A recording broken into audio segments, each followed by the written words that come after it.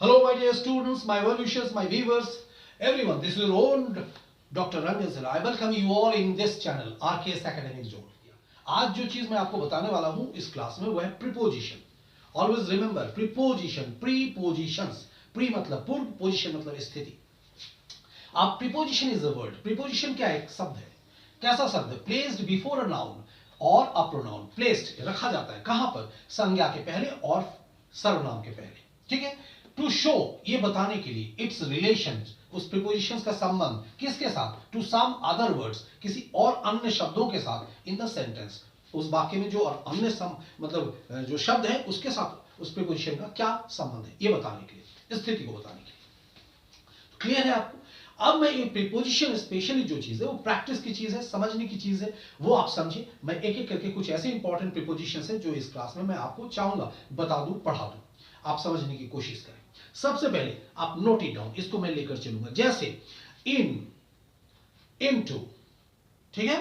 इन, into, दो आप major से ले लें सामने प्रीपोजिशंस और इसको समझने की कोशिश कीजिए. देखिए बुक्स आपको तरह तरह की मिलेगी, तरह तरह की चीजें हैं, लेकिन वो मजा नहीं है जिसको आप समझ कर ले सकते हैं. जैसे आप समझने की कोशिश करेंगे आपको लगेगा वाओ ये तो प्रीपोजिशन मेरे लिए बहुत हल्का होता जा रहा है. देखिए इन एंड इनटू और उसके साथ एक और वर्ड लूंगा एट. एट. अब जो मैं बताते जा रहा हूं उसको आप नोट करोगे, उसको अपने पास रखोगे या फिर इस वीडियोस को बारंबार देखोगे. इन, इनटू एंड एट. और आगे आगे बढ़ूंगा मैं इसी तरीके से. देखिए इन, इन मतलब होता है के अंदर, के अंदर. ठीक है. शाब्दिक रूप से में या के अंदर, हिंदी में तोड़ के बता रहा हूं. इनटू, इनटू का भी अर्थ होता है में या के अंदर. ठीक है. तोड़ के मैंने बोला. और जैसे कि मैंने बोला ना कि इस कोर्स को मैं बहुत इजी बनाने की कोशिश कर रहा हूं ताकि सिर्फ आप ही नहीं, आपके साथ साथ अगर घर में कोई महिलाएं भी है, ऐसे बुजुर्ग भी हैं जिन्हें शौक है पढ़ने का, जानने का, वो भी इस कोर्स का मजा ले सकता है. तो यहां मैं हिंदी में बता रहा हूं, बिल्कुल समझने की कोशिश करें. In and into. ठीक है. तो इन और इनटू मैंने बोला में या के अंदर, अगर हिंदी में आप ऐसे बात में लो. जैसे अगर मैं बोलूं ये करके या फिर ऐसे दिखाऊं कि this pen is in my pocket, मैं ऐसे बोलूं this pen is in my pocket, तो ये पेन कहां रखा हुआ है? ये मेरे पॉकेट में है, अगर है अवस्था में, यहां पर देखो आप मुझे. लेकिन अगर मैं बोलूं I am putting this pen या I am just keeping this pen into my pocket. ठीक है. तो अगर this pen is in my pocket, इसका मतलब क्या हो गया? ये कलम जो है मेरे पॉकेट के अंदर है, वो स्थिर अवस्था में पहले से रखा हुआ है, उसके अंदर है. लेकिन इस कलम को मैं पॉकेट के अंदर रख रहा हूं, डाल रहा हूं या छोड़ रहा हूं, जो भी हो. We are sitting in the room, हम लोग रूम में बैठे हुए और they are coming into the room, वे लोग रूम के अंदर आ रहे हैं. हम लोग रूम के अंदर बैठे हुए हैं, वे लोग रूम के अंदर आ रहे हैं. फर्क समझ में आया? एक स्थिर अवस्था को बताया जा रहा है. स्थिर मतलब जहां मोबिलिटी नहीं है. We are sitting in the room, हम लोग इस रूम में बैठे हुए हैं, we are sitting in this room and they are coming to this room. बात समझ में आया? There is a stone in the river, एक स्टोन है जो रिवर में है, and I am throwing this stone into the river. समझ में आया? The frog is in the well, मेढक जो है कुएं में है. The frog fell into the well. आई समझ में?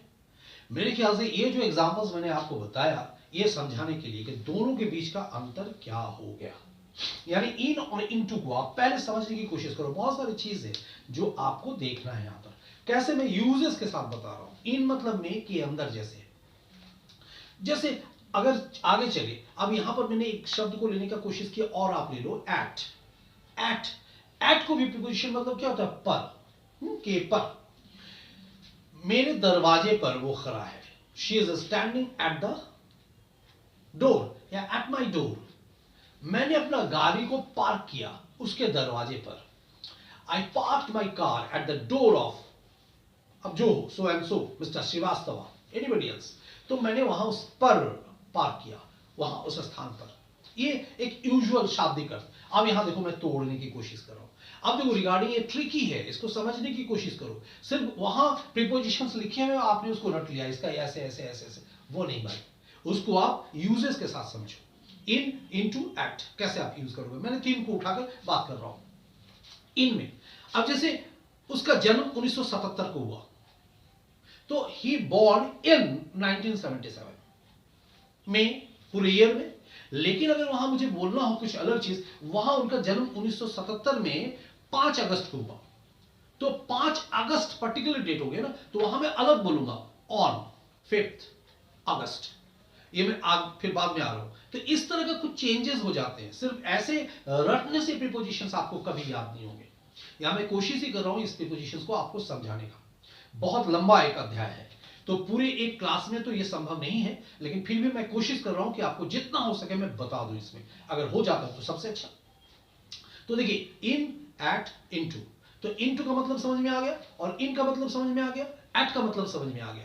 तो ये बेसिक कोर्स में अभी हम लोग सिंपल सा चीज लेकर आगे बढ़ेंगे, और लेवल 2 आगे जैसे जैसे बढ़ते चलेंगे, फिर इसका बहुत तरह का प्रैक्टिस भी हम बताते चलेंगे आपको। तो यहाँ इन क्लियर हो गया, इनटू क्लियर हो गया, और एट क्लियर हो गया। ठीक है, एट को अगर मैं फिर थोड़ा सा और चेंज करके बोलूं, एट मतलब होता है पर, के पर।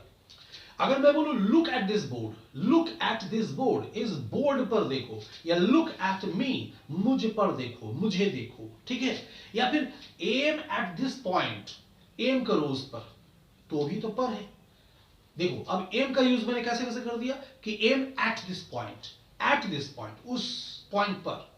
ठीक है, स्पीड को बताना हो, कहीं कोई गाड़ी इतनी स्पीड से चल रहा है, कितने 40 kilometre per hour, at the speed of 40 kilometre per hour, the train is running at the speed of 80 kilometre per hour, at the speed of, speed के लिए बोलना हो। एट व्हाट प्राइस, कितने मूल्य पर देखो कहां पर, अगर तोड़ लो और समझ लो इस बात को, एट व्हाट प्राइस, कितने मूल्य पर आपने इसे खरीदा, तो एट व्हाट प्राइस लगा दो। तो इस तरीके से एट का ही इज एट वर्क, वो काम पर है, उस अवस्था को बताने के लिए। ही इज गुड एट, अगर हम लोग बोलते हैं ना, देखो रटने की चीज हो जाता है ना, गुड एट, जैसे गुड एट, वीक इन, अगर वो अंग्रेजी में बहुत अच्छा दक्ष है, he is good at English, अंग्रेजी पर, तो एट। तो इस तरीके से एट का कई प्रयोग मैंने बता दिया। अब जो एक और माइनर बहुत ही सूक्ष्म सा चीज मैं बता रहा हूं आप लोगों को, देखो जैसे इन और एट को अगर कंपेयर करें तो एक लार्जर एक्सटेंट के लिए बोलते हैं और एक स्मॉलर एक्सटेंट के लिए बोल देते हैं, इन और एट में कंपैरिजन ऑफ। इनको अगर मैं बोलूं, जैसे क्या है, मैं सुबह उठता हूं 5 बजे, तो सुबह का एक्सटेंट और 5 बजे यानी पर्टिकुलर 5, तो I get up at 5 o'clock in morning, तो यहां मॉर्निंग में इन लगा दिया, और एट 5 o'clock यानी 5 o'clock पर्टिकुलर चीज हो गया। समझ में आ गया? बड़ा सा, मैं पटना में रहता हूं, मैं दिल्ली में रहता हूं, मैं मुंबई में रहता हूं, कहां रहता हूं, अगर मैं बोलूं मैं मुंबई में रहता हूं या फिर मैं पटना में रहता हूं, कहां रहता हूं पटना में, तो मैं पटना में पाटलिपुत्रा में रहता हूं। सो आई लिव एट पाटलिपुत्रा इन पटना, पटना पाटलिपुत्रा से बड़ा है।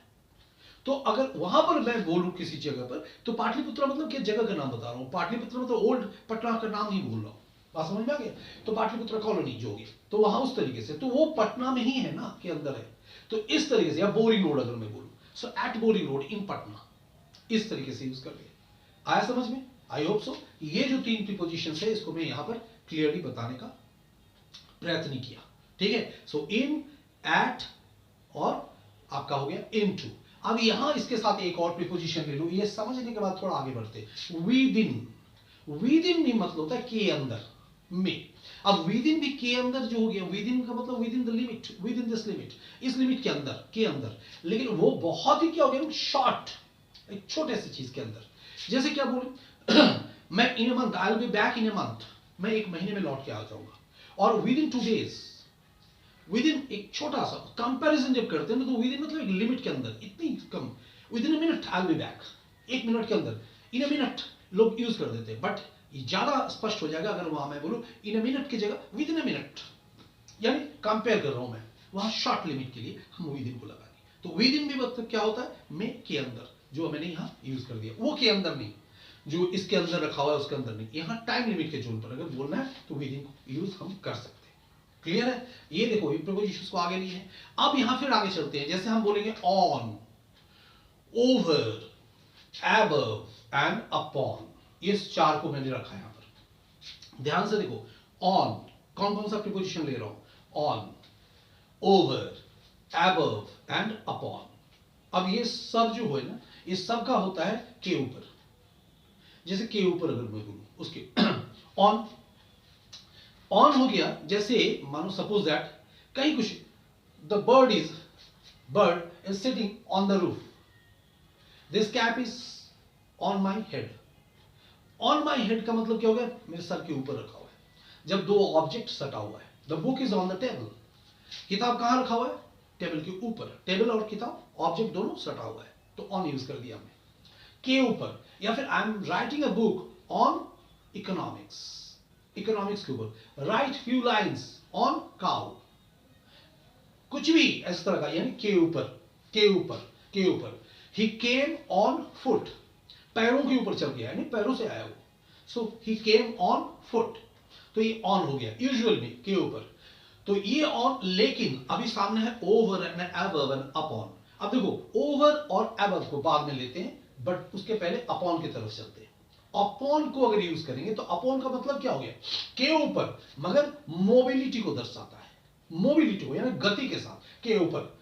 बिल्ली जो है सोफा के ऊपर चढ़ गई, तो के ऊपर कैसे हो, तो द कैट स्प्रैंग, स्प्रिंग उछलना, स्प्रैंग उछली, कहा, सोफा के ऊपर। Sprang upon the sofa. Suddenly the boy jumped upon my bed, मेरे बिस्तर के ऊपर, के ऊपर कूदा। अगर मैं बोलूं वो suddenly I saw him, he was ready to jump upon the car, यानी मैंने देखा वो रेडी हो रहा था क्या, उस गाड़ी के ऊपर कूदने के लिए, यानी उसके ऊपर गति। जैसे गति के लिए बात करूंगा ना के ऊपर, तो वहां पर हम यूज करेंगे, कोशिश करेंगे अपॉन लगाने की, के ऊपर। तो यहां ध्यान से देखो, ऑन को मैंने बोला किस तरीके से, अपॉन को बोला मैंने किस तरीके से। अब बीच में बचा ओवर एंड अबव। तो अबव और ओवर किस तरीके से के ऊपर होता है, देखो। जैसे अगर मैं बोलूं the fan is moving over my head या अबव माई हेड, दोनों हो सकता है, यानी के ऊपर मगर वो ऑब्जेक्ट के साथ सटा हुआ नहीं है। I am just, there is a cap on my head, एक टोपी है मेरे सर के ऊपर, वहां मैं बोल, but there is an umbrella over my head या अबव माई हेड। क्यों, क्योंकि अम्ब्रेला और मेरा सर सटा हुआ नहीं है। The bird is sitting on the roof, the bird flying over the roof या above the roof. Over and above, के ऊपर, इस तरीके से बोल सकते हैं के ऊपर। और देखो जैसे के ऊपर मतलब अबव के लिए क्या बोलते हैं ना, से परे, से बाहर, ऐसे भी हम लोग यूज कर देते हैं अबव के लिए। वर्ड में बोलता जा रहा हूं, ये छोटी छोटी चीज मेरे दोस्त, इसको आप फॉलो करने की कोशिश करोगे। अबव यानी जैसे मैंने बोला से परे, से बाहर, के ऊपर, उससे बाहर है, मेरी इमेजिनेशन ऊपर है, मेरी कल्पना से बाहर है। This is above my imagination, मेरी कल्पना से बाहर है। अगर मैं बोलूं वहां पंखा मैं नहीं छू सकता, this is above my rich, मेरे पहुंच से बाहर है, से बाहर है। तो ऐसे जगह पर भी हम अबव का यूज कर सकते हैं। ही इज अबव 80, 80 साल से ऊपर है, अबव 80, ऐसे हम बोल सकते हैं। तो अबव हम बोले के ऊपर। आपको कितने मार्क्स मिले हैं, अबव 60%, वहां हम लोग यानी 60% से ऊपर मिला है, ठीक है। अब सिनोनिम्स एंटोनिम्स ऐसा होता है ना कि उसको विपरीत शब्द, तो अबव का ठीक विपरीत शब्द अगर लगाना चाहें तो क्या हो जाता है, प्रीपोजिशन में आता है बिलो, के ऊपर के नीचे, सर्टेन रेंज के ऊपर और उससे नीचे, वो मैं बाद में आ रहा हूं बिलो को लेकर। लेकिन यहां पर मैंने क्या बोला, अबव का समझ में आया, अबव किस तरीके से हम लोग यूज कर देंगे, से ऊपर। आते हैं ओवर की तरफ। ओवर का मतलब क्या हो जाता है, जैसे क्या, ओवरवेट, ओवर यानी ओवरवेट हो गया क्या, यानी ओवरवेट, जो वेट होना था उससे ज्यादा हो गया। या ओवर, जैसे अंडर एज है, ओवर एज हो गया, यानी उम्र से, उस सीमा से, उस परिकाष्ठा से ऊपर हो गया।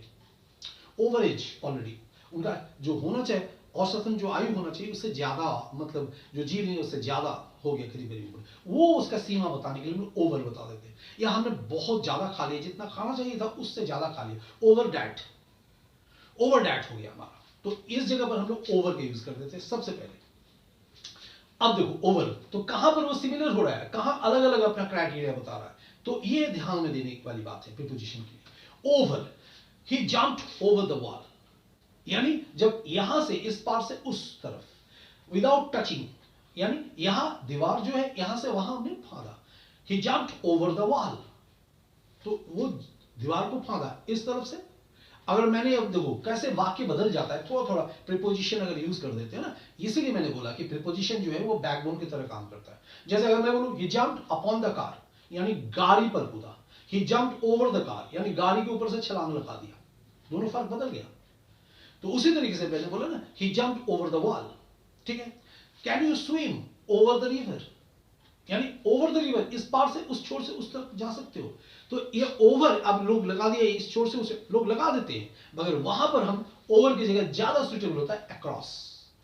ऐसा हम बोल सकते हैं, there is a bridge over the river, एक ब्रिज है इस पार से उस पार तक का, ऐसा हो सकता है, ठीक है। तो ये हो गया ओवर, जैसे भी मैंने बोला, यानी ऑन हो गया, एबव हो गया, ओवर हो गया, अपॉन हो गया। क्लियर हुआ? एक मोटा मोटी जो लाइनअप मैंने कर दिया यहां पर